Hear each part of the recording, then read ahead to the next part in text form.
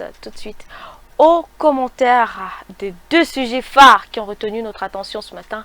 Et c'est avec Monsieur Armand Rodolphe Diallo. Bonjour monsieur. Bonjour Elodie, et je salue tous les téléspectateurs d'Afrique Informe Télévision. C'est un plaisir d'être là ce matin, même si le plateau est un peu particulier. Je ne sais pas si je suis charismatique, comme on dit au quartier. Vous l'êtes, hein, vous l'êtes.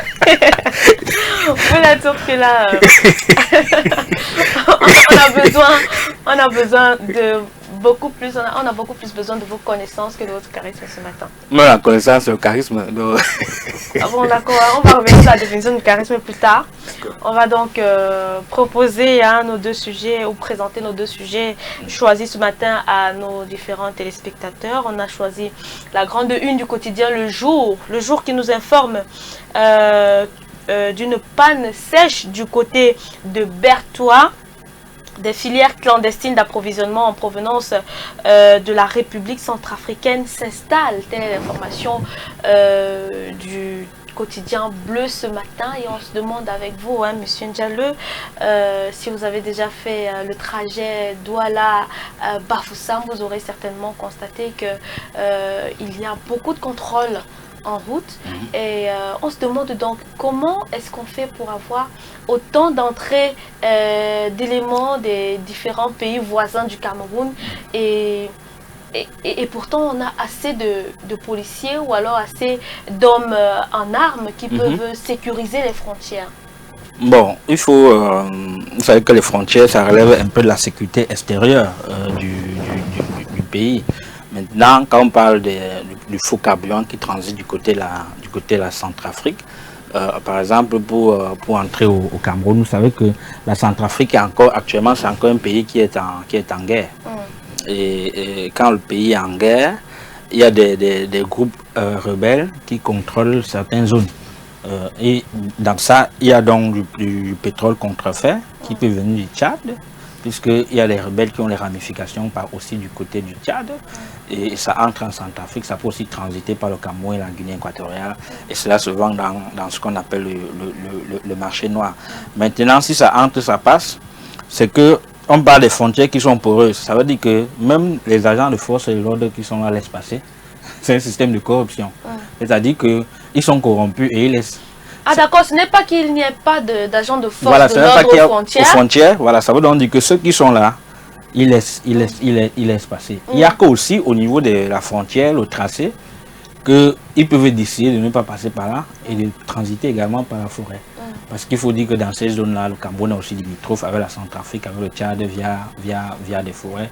À ce niveau-là, il n'y a pas une barrière, par exemple, comme au niveau de la route qui met de Bangui, du côté de Hawaï à Bangui, ainsi de suite. Donc, comment l'État peut faire pour maîtriser ça? Parce que vous savez que quand un pays comme la Centrafrique est en danger, le Cameroun souffre aussi.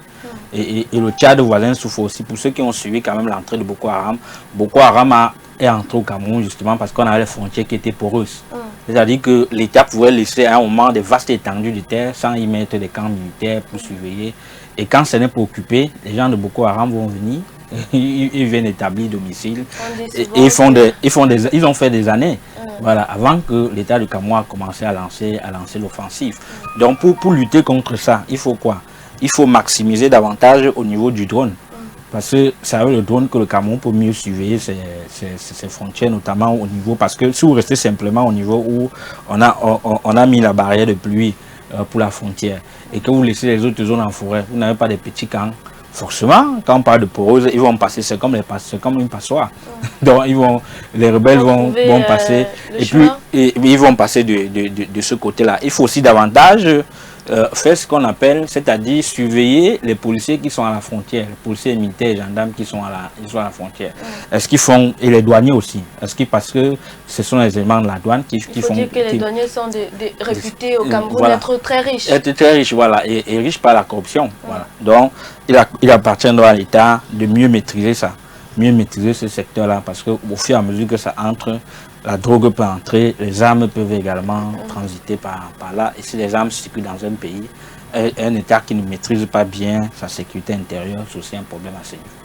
Justement, on va retenir cela donc ce matin. Mais, et puis bon, vous avez donné quelques solutions à la fin, c'était le plus important. On va donc prendre notre second sujet sur lequel on aimerait bien s'attarder avec vous, parce qu'on cherche à comprendre. Le second sujet, c'est nous vient de l'info à chaud. L'info à chaud qui nous informe que Jean-Michel Ninche déclare Frundi must go. On sait que Frundi a toujours été à la tête du social-démocratique Front, ce parti célèbre, ce parti d'opposition célèbre au Cameroun, qui a eu ses moments de gloire.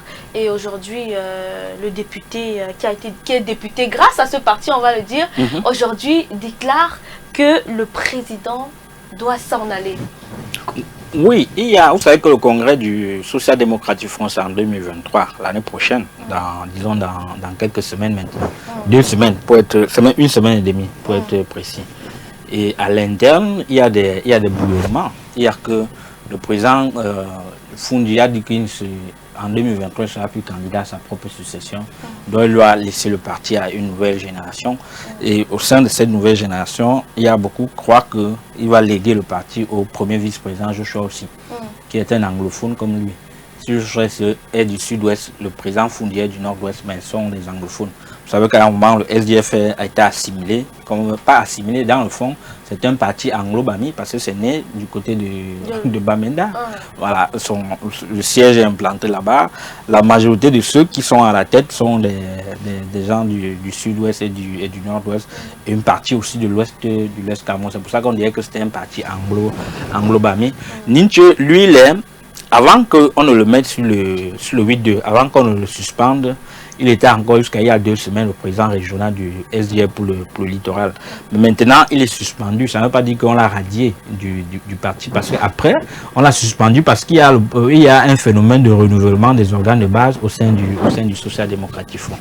Et Jean-Michel Ninche, en tant que député, avait été envoyé du côté du Nord, par exemple, pour superviser le renouvellement de ce côté-là. Comme c'est un parti de l'opposition, et les sources qu'on a en interne, on disait que le parti ne remettait l'argent à aucun chef de délégation. On estime que comme il est au Parlement et qu'il a les émoluments, il faut qu'il doit puiser dans ça pour aller servir les comptes du parti du côté du Nord. Ici n'est pas rendu. Chose qui n'est que normal, on peut naturellement, ici n'est pas rendu et il ne s'est pas excusé auprès du parti. C'est quand même une faute lourde. C'est une faute lourde. Et jusqu'aujourd'hui, on n'a pas renouvelé les organes du côté du Nord. Il y a donc eu le dernier NEC qui était le 10 décembre. Il a été suspendu. Et par rapport à cette faute qu'on parle, on a aussi suspendu les 10 autres délégués, le président régional du social-démocratique, le social-démocratique Front. Samedi dernier, Ninche était réuni à Douala sous forme de rébellion. Il s'est réuni avec 8 à 10 personnes pour estimer que le président du social-démocratique Front doit démissionner. Il n'a pas escalité. Voilà, parce que c'est le comité exécutif du NEC qui peut destituer donc c'est le populisme qui peut destituer le président. Le mandat du président prend fin en 2023 et en ce 2023, il a dit qu'il se reposait, il prenait sa retraite. Mais Jean-Michel Ninche n'a pas l'air d'avoir la patience d'attendre que le président... Même si le président par qui a les élections en interne, on verrait mal Jean-Michel Ninche remporter une élection comme président du social-démocratique Front. Parce que ce que je vous dis, c'est des réalités. Quand on regardait les ramifications, par exemple, du social-démocratique Front, ceux qui sont majoritaires dans le bureau exécutif, c'est les gens du nord-ouest et du sud-ouest. Lui, il est minoritaire. Même s'ils n'ont pas une élection crédible, il ne peut pas gagner. Voilà. Parce qu'ils ont mis dans leur tête que c'est un parti qui appartient à ces 2 régions, c'est un parti anglophone. Il sera difficile pour lui de gagner. Bon, comme lui, il maîtrise la communication politique. Il fait donc du populisme, il se met en avant, et il fait passer sa cause. Donc, il n'a pas escalité. Vous avez vu dernièrement que lui-même, il disait aussi qu'il va destituer le premier vice-président, qui est le littoral, Joshua aussi, qui est dans sa circonscription électorale. Il avait signé, c'est le NEC qui l'avait rappelé à l'ordre. Jean-Michel Ninche, qui lui-même aussi n'a pas qualité à destituer un président, parce que le vice-président national est au-dessus de lui du point de vue hiérarchique. Donc, Ninche fait un peu du populisme. Mais il faut quand même réinterroger pour dire que c'est depuis 18 ans aussi que Jean-Michel Ninche est au niveau de l'Assemblée nationale. 18 ans. il faut que les journalistes questionnent aussi ses réalisations au niveau de Douala 3. Qu'est-ce qu'il a déjà eu à faire? Parce qu'un député, ce n'est pas simplement critiquer le Covid-Gate. Parce que quand tu critiques le Covid-Gate, quel impact de cela dans le panier de la ménagère? Quand tu prends position, est-ce que tout ça fait en sorte que le bailleur va baisser le loyer? Parce que ce qui impacte, c'est comment est-ce que le niveau de vie, comment ils vivent au quotidien. Est-ce que les 8 millions que lui recevait, il a eu injecté dans les micro-projets au niveau de sa circonscription électorale? Ça, c'est ce que les gens doivent aussi davantage questionner que de voir le populisme qui, dans le fond, ne nous aide pas. C'est vrai que Ninti, on peut dire, est un leader, mais il faut aussi, à un moment donné, questionner la trajectoire du leader, ses réalisations. En tant que député, qu'est-ce qu'il a eu à faire, notamment sur la circonscription électorale? Est-ce que ceux qui l'ont élu sont très contents de lui? C'est à base de ça aussi que, même si moi je lis trivialement ce qui se passe dans SDF, si lui va aller à une élection, il faut qu'il se prépare, il va donc déposer sa candidature comme président et puis, s'il perd aux élections, il faut qu'il assume. Je crois que c'est dans ce sens-là. Mais comme il n'a pas qualité à par exemple, demander au président de s'en aller, parce que le comité exécutif, c'est beaucoup de membres, et lui, le seul, il ne peut pas se lever comme ça. Quelle est la faute que le président a commise à ce niveau-là? Le président n'a que respecté les tests, parce qu'il était défaillant, lui-même à un niveau. Vous savez que c'est quelqu'un qui dénonce beaucoup. Et il faut donc aussi lui dire que là-bas, là, vous avez échoué, vous êtes à la tête d'une commission, vous n'êtes pas allé superviser la commission 2023 finie. Et le SDF se plaint que le SDF n'a pas encore renouvelé la quasi-totalité de ses organes de base. Et vous savez qu'il y a des échéances électorales qui approchent à grands pas. Et que depuis 2018, le parti a beaucoup chuté, notamment du point de vue des pourcentages. La guerre dans le nord-ouest et le sud-ouest n'a pas aidé le parti. Le parti a aussi perdu beaucoup des circonscriptions dans le littoral, dans le Mungo. Bon, quand on parle de littoral, c'est tout le Mungo, véritablement, dans le centre aussi. Et il faut donc que le parti doit se refaire. Et une montée figurante du mouvement pour la renaissance du Cameroun. Comment est-ce que le SDF peut résister à tout cela? Vous avez vu qu'il y a aussi beaucoup des militants du Social-Démocratique Front qui sont allés du côté du MRC. Je fais partie de ceux qui pensent qu'à un moment donné, si par exemple Ninti voit que la ligne actuelle du Social-Démocratique Front ne cadre pas avec ses convictions, il est libre soit de lancer un mouvement politique ou de rejoindre par exemple le mouvement pour la renaissance du Cameroun. À ce niveau-là, ça peut davantage encore donner du poids à sa lutte et crédibiliser aussi davantage le mouvement pour la renaissance du Cameroun, parce qu'on sait que c'est un homme de pointe qui fait beaucoup de bruit. En tout cas, Ninti dans le fond est une fabrication médiatique. Ce sont les Camerounais, ce sont les médias camerounais qui ont un peu fabriqué à travers ces marches, ainsi de suite. Mais dans le fond, dans le terrain, au niveau des réalisations, on ne voit pas assez.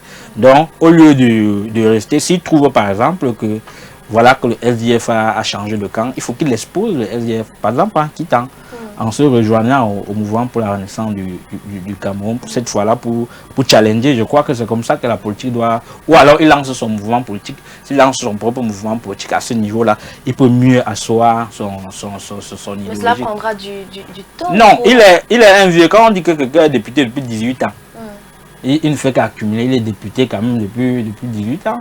Et c'est aussi l'un des rares opposants qui roule en Oume dans un pays où on manque de... Voilà. Parce que si vous connaissez bien Ninja, il roule en Oume. À Douala, ouais, quand même, comprenez quand même le prix et le carburant que cela consomme. C'est pour ça que je disais qu'il faut qu'on doit questionner l'impact que lui, là, aussi au niveau de sa circonscription. Est-ce que l'agent de micro-projet sait à travailler, et ainsi de suite. Donc, il y a tout ça. Ninja, c'est quand même quelqu'un qui a un train de vie qui est très raisonnable, mais qui n'est pas aussi... on peut dire que les médias l'ont fabriqué, mais beaucoup estiment aussi qu'il n'a pas la gâchette facile, donc il est beaucoup radin. Ça, pour utiliser le mot, vous savez que les hommes politiques sont appelés aussi à donner de temps en temps, entretenir leurs sources, même au niveau des médias. Est-ce qu'il est aussi radin au niveau de l'exécution des projets dans sa circonscription? Là, il faut qu'on questionne pour voir en 18 ans ce que lui a véritablement fait. Moi, je trouve que au Cameroun, il faut avoir des convictions à assumer. Si le SDF voit que j'ai mené la lutte pendant telle période en 32 ans, par exemple, ça n'a pas donné, je change de cap. Observez, c'est le changement de cap. Maintenant, si vous êtes dans votre propre formation politique, au lieu de critiquer ce que fait le SDF, il faut plutôt trouver des mécanismes pour mieux encore asseoir pour peut-être profiter des faiblesses du SDF pour corriger le tir. Parce que quand vous perdez votre énergie encore à critiquer ce que fait le social-démocratique, vous ne gagnez pas. Il faut plutôt exploiter les faiblesses que le social-démocratique a pour davantage asseoir l'idéologie, chercher plus de militants. Si moi, par exemple, j'étais à la place de ceux du MRC, j'aurais déjà fait un deal avec Ninché. Si lui veut partir, parce que quand il fait, on a l'impression qu'il veut être sur la porte de sortie, faire un deal pour faire un grand coup médiatique et avoir plus de sympathisants. Vous savez que Kamto a touché le grand public en 2018, c'est parce qu'il y avait des gens comme les Paul King. Et Paul King, quand on suivait, au niveau politique, il a un parti politique plus élevé que Kamto.